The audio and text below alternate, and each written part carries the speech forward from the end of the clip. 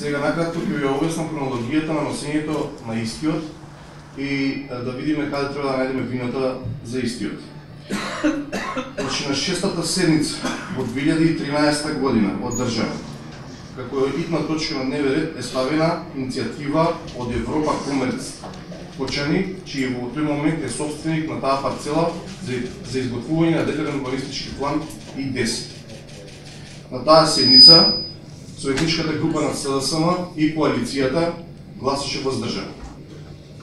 Осем 3 години, на 47-та седница, се донесува одлука за донесување на нацрт ДУП за градски четврт И10.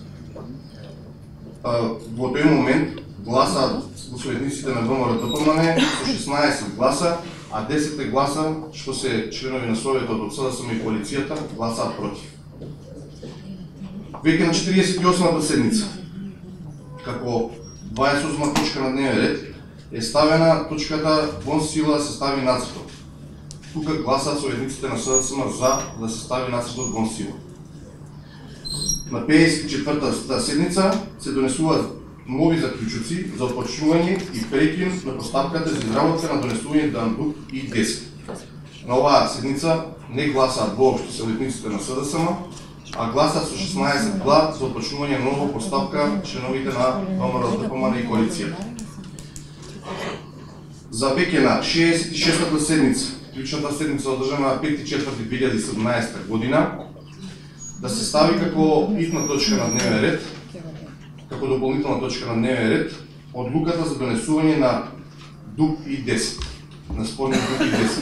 Советниците на СДСМ и коалицијата ја напуштаат седницата, а во тој момент веќе знаете се одржуваат протести надвор пред општината, каде што бев и јас, и се приклучуваат на протестите.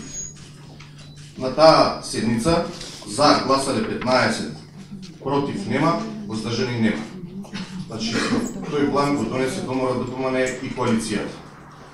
Да најинтересното што советници актуелни сегашни, како што се Мерлина Голубовска, Дејан Митевски во тоа време советник, сега председател на општински комитет на ВМРО-ДПМН, Пане Антовски, го гласаат тој ДУП, а сега се први на тарабите против изградбата на деветкатницата.